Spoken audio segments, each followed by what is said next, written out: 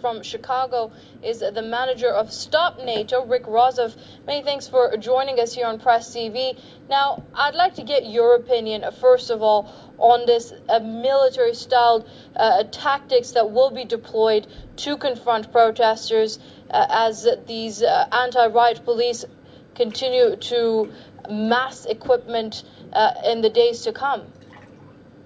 Yeah, you're raising a very good point. We have to keep in mind the nature of the summit that's going to occur in Chicago in May 20th and 21st. This is a summit of the world's largest, the world's only military bloc. It's an organization that exists solely for the reason of preparing for and conducting war.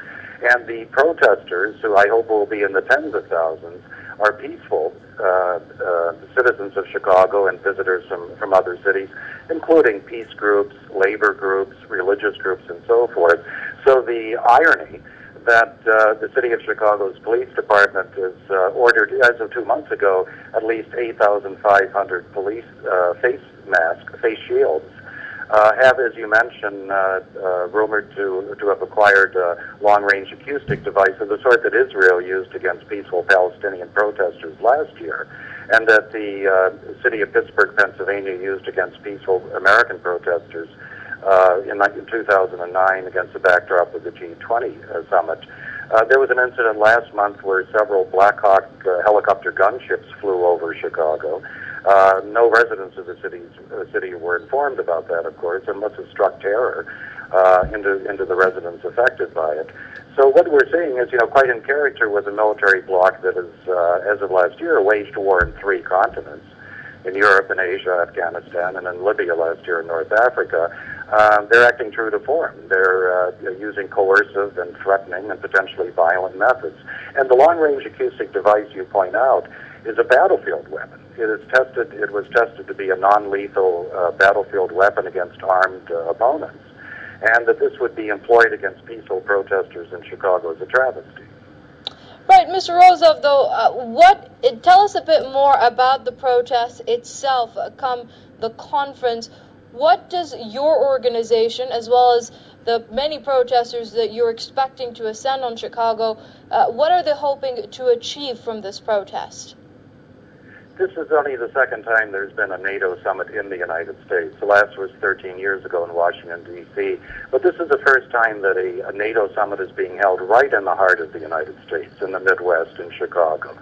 And what it's going to be is a referendum where the people of Chicago, the people of the United States, and through them, the people of the world are going to give a definitive no to the world's only military bloc, one that has waged wars of aggression in several parts of the world in the last 13 years. But I think even more important than that, is the fact that the people of Chicago and those in solidarity with us around the world are going to say, 21 years after the collapse of the Soviet Union, a quarter of a century after the end of the Cold War, there is no justification for a military bloc like NATO. There is no justification for solving international disputes through acts of military aggression, and that this is not only calling for the dismantling, the abolition of NATO, it's calling for an end to war, now and forever. Hello everyone, welcome to Global Government News.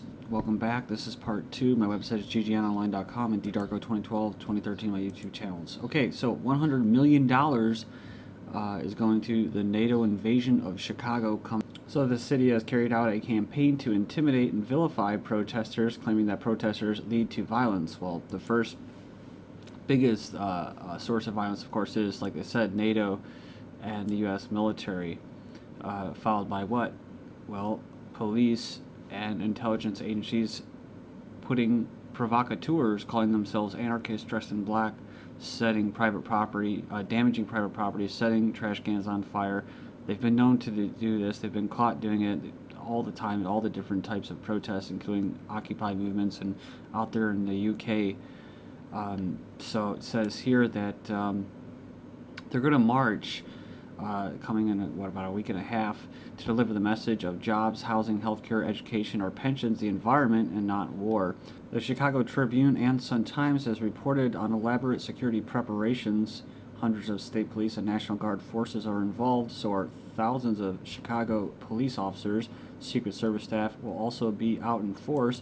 The ACLU said they'll set up a security perimeter around McCormick Place. And one of the city's main arteries, Lakeshore Drive, will be closed. That's also a very big deal. It says enormous amounts of anti-scale steel fencing will be erected, i.e. a wall. Thousands of linear feet of concrete barriers will be strategically placed. So it goes on here and it says that extraction teams will snatch and grab protesters from crowds. And ahead of and during Chicago Summit, the city will be locked down and militarized, like it's not already.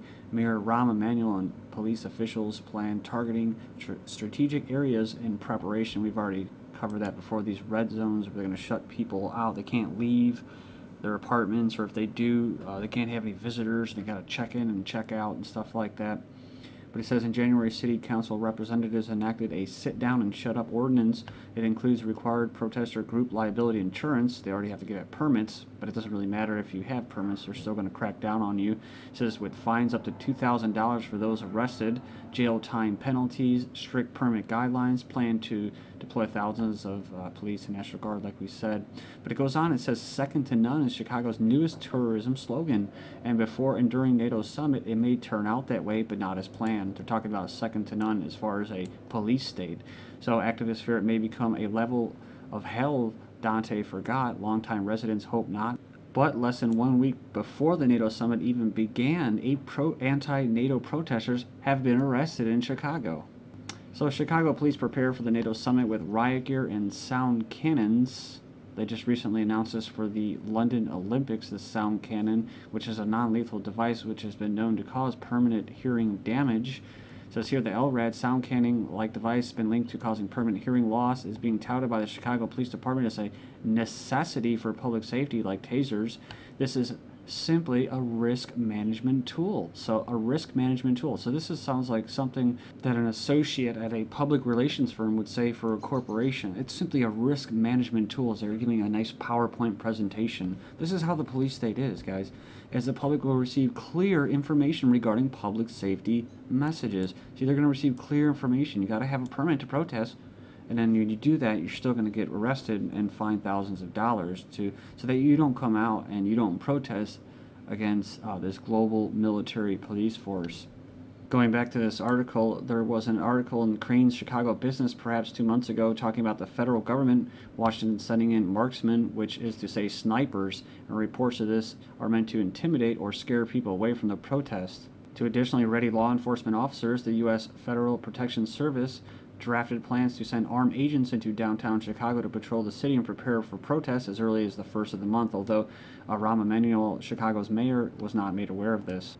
And lastly, as far as the NATO news goes, Metra unveils commuter rail security restrictions from NATO. Forget your coffees, too. No food, drinks, backpacks allowed on any Metra trains. Some commuters will have to make alternate plans during the NATO Summit, as Metra today said it will close several stations on the electric line.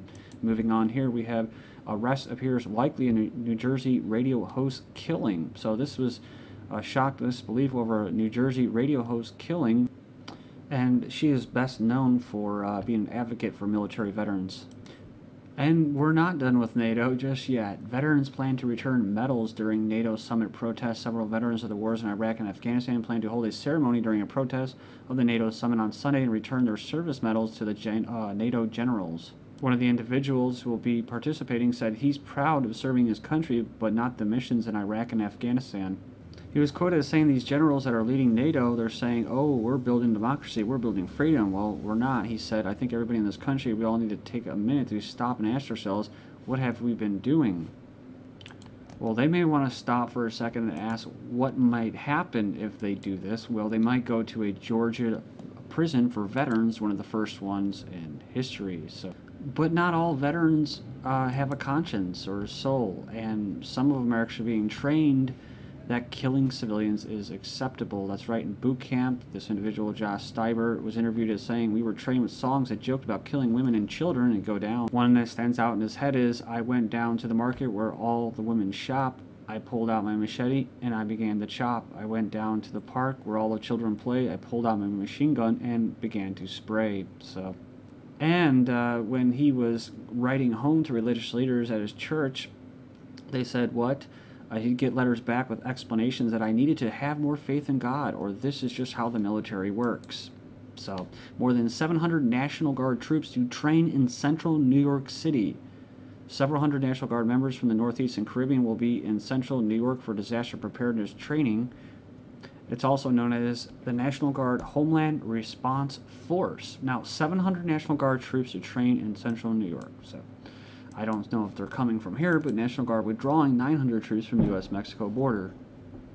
Then we have this. It's New Asian Union means the fall of the dollar. This is from Benjamin Fulford. The strategy is precisely what he had advised the Chinese to do and what they figured out for themselves. The missing ingredient in that analysis is that understanding of what else China has been doing in preparation for this move. They've been buying far more commodities, especially metals, than they need, and that's because they want their financial system to be reality-based instead of fiat. It says our faction is trying to save the dollar by removing all of the fraudulently created derivatives from the books, JP Morgan maybe, and backing the dollars with gold and commodities. Unfortunately, the Khazarians are fighting this tooth and nail and are fighting to the bitter end to preserve their fraudulent-based system. And it was also carried on zerohedge.com. So then there's this article from May 12, 2012. Asian moving towards Asian Union and monetary fund. South Korean president, Chinese premier, and Japanese prime minister will hold the country's 5th trilateral summit in Beijing on the 13th